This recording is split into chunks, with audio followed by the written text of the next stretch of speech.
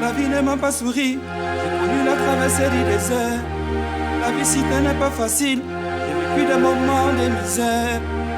Le petit boulot par-ci, le petit boulot par-là. Il m'a fallu vivre ici, il m'a fallu vivre là-bas. Les hommes m'ont négligé, d'autres même m'ont rejeté. Mon courage à payer, mon Dieu m'a élevé. Oh, oh, oh, alléluia, ma vie a changé, oh, changé, oh, changé, oh.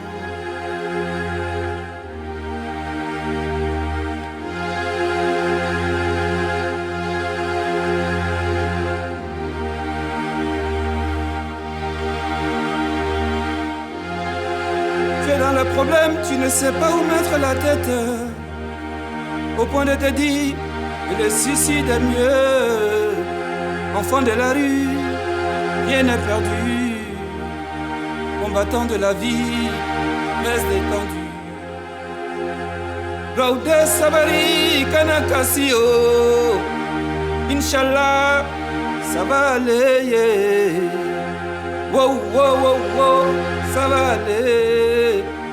Eh, eh, eh, ça va aller. Eh, eh, eh, eh, eh, eh, eh, eh, eh, ça va aller. Eh, eh, eh, eh, eh, ça va aller. Oh malé, Ibreko,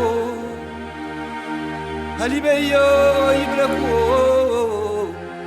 Sobeza, Ibreko, Anonde, Oh Zenzenko, Zenzenko, Zenzenko, Zenzenko, Zenzenko, Zenzenko, Zenzenko, Zenzenko. Cette chanson, elle n'est pas faite quelque part, mais pour te dire de ne jamais baisser les bras. Si on t'a dit que tout est fini pour toi, laisse-moi te dire qu'il y a toujours de l'espoir. Toi qui es rejeté, ne t'inquiète pas, ça va aller. Toi la femme stérile, ne t'inquiète pas, tu vas accoucher. C'est Lino Versace. On essuie la grande team. Ce soir c'est une soirée et décalée. Nouvelle version.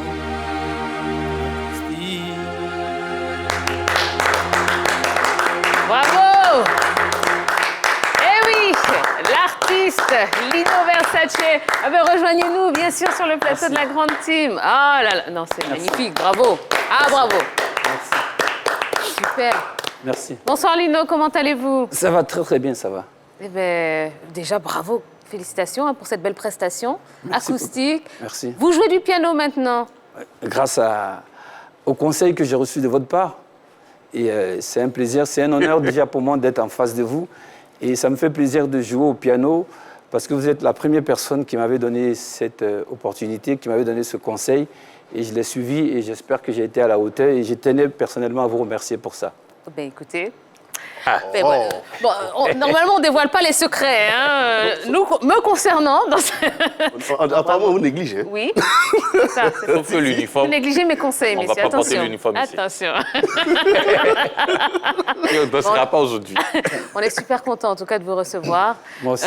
Vous êtes venu nous présenter cet album, donc C'est qui ça. s'appelle Condamné à réussir. Alors je ne sais pas si vous le voyez bien à la caméra.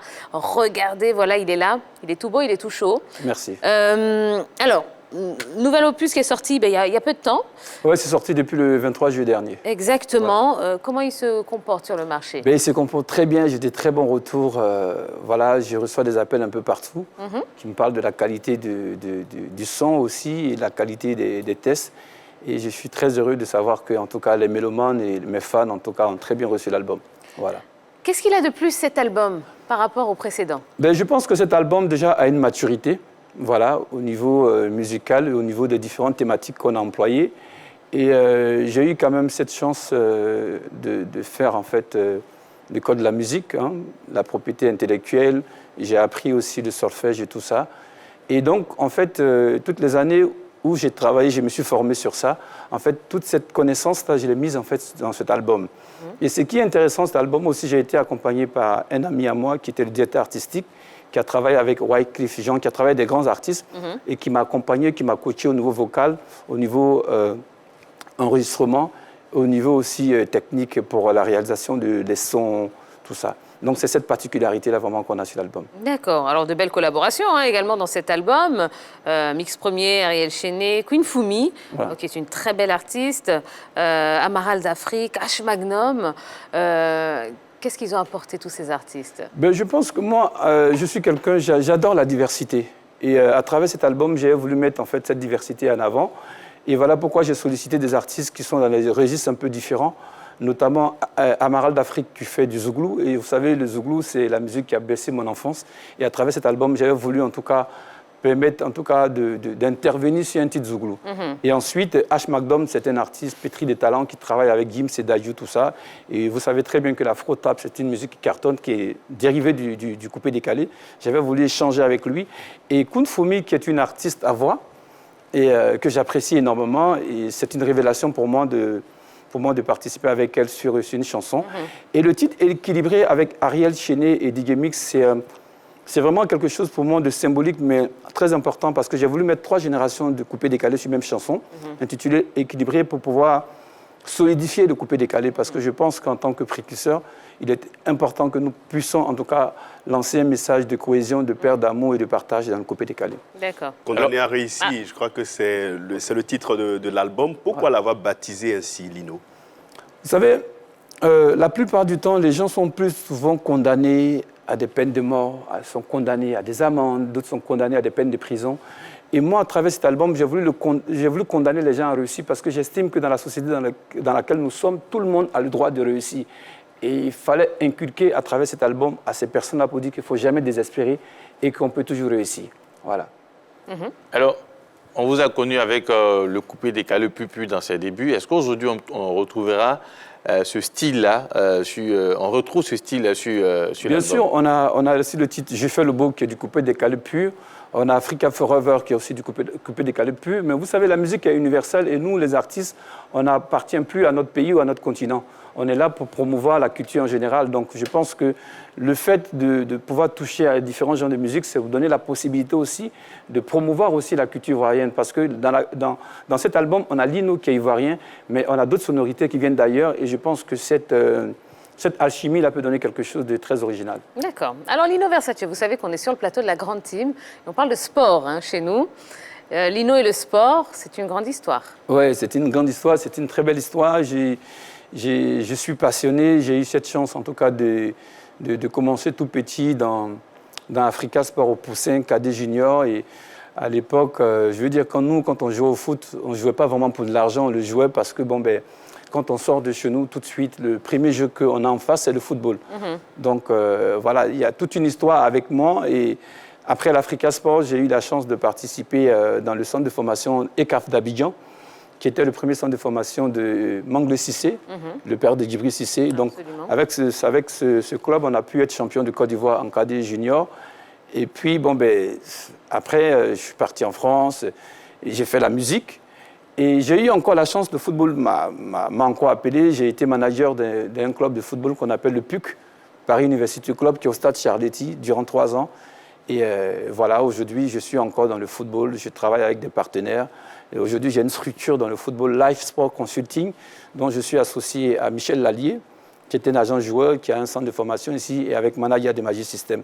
Donc pour moi, je pense que c'est une modeste contribution que nous voulons apporter au football ou sinon à la culture générale ivoirienne, parce que la culture ivoirienne nous a donné beaucoup de choses. Il est important pour nous de transmettre des données aussi aux jeunes. Voilà. D'accord. Bon, vous nous avez dit tout ça, c'est bien, mais pourquoi avoir arrêté en tant que joueur? Vous savez, quand on arrive en Occident, on est souvent confronté à certaines réalités auxquelles, en tant que jeune, on n'est pas conscient souvent des actes qu'on pose.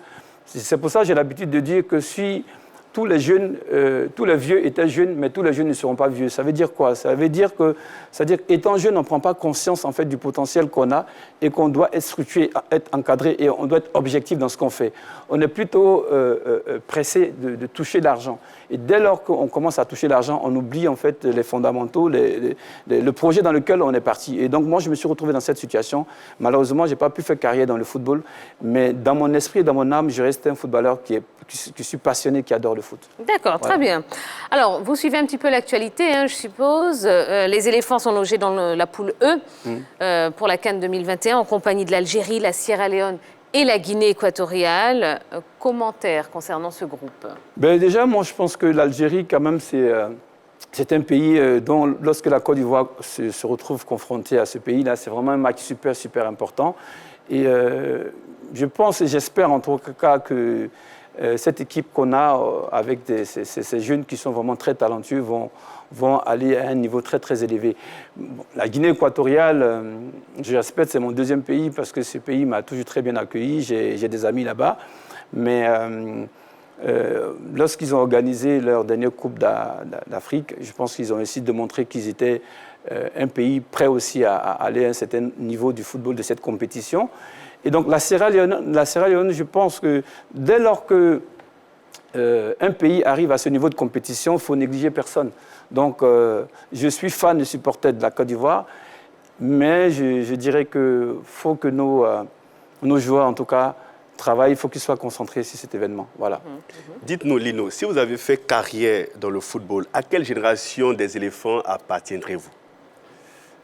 Surtout la génération de Guel Kuressoa. Oui. Voilà, Guel Kuressoa. Badra Sibi Aliou, Guel Kuressoa. Voilà, Guel Kuressoa. Non, on était de cette génération. Guel Kuressoa, Dié Serge, tout ça. Voilà, Dié Serge, Guel Kuressoa. C'est une façon très, très jolie hein, de situer un petit peu l'âge de notre invité. Bravo, félicitations. Et quel poste aussi? Quel poste vous jouez à quel poste? J'étais stopper libéraux. Ça m'arrivait souvent de jouer milieu défensif. Voilà. Ah, d'accord. D'accord. Okay. Bon, eh bien, mesdames et messieurs, Lino Versace sur le plateau de la Grande Team. Si vous avez des questions à lui poser, vous pouvez le faire. Hein. Il est avec nous jusqu'à la fin de l'émission. Allez, sur la page Facebook de la 3, ça se passe là-bas hein, ce soir.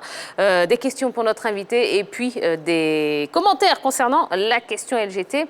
Quels sont les apports des anciens joueurs dans l'encadrement technique? On parle évidemment de l'équipe des éléphants de Côte d'Ivoire. Donc, exprimez-vous. Mais avant de parler de tout cela, eh bien, on va parler de la Super Ligue féminine, l'Africa Sport à un point du sacre. C'est l'actu de ce soir.